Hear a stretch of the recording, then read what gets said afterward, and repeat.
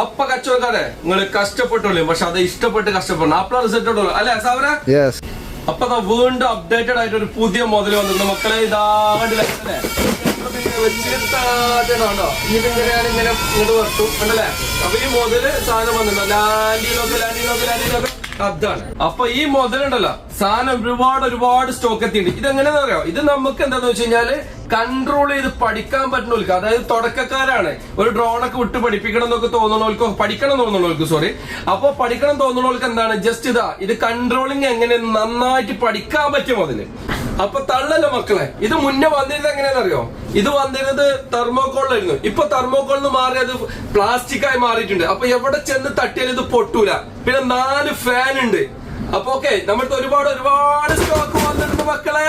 അപ്പൊ നമ്മുടെ ലൊക്കേഷൻ അറിയാലോ, ഡു ടെലികോം ദേര ദുബായ്. പിന്നെ എന്തും പറയുന്ന പോലെ തന്നെ എന്ത് സാധനം, ഇനി ഇതല്ല ഏത് സാധനം ആണെങ്കിലും നിങ്ങൾ കസ്റ്റമർ ഇല്ല എന്ന് പറഞ്ഞയക്കരുത്.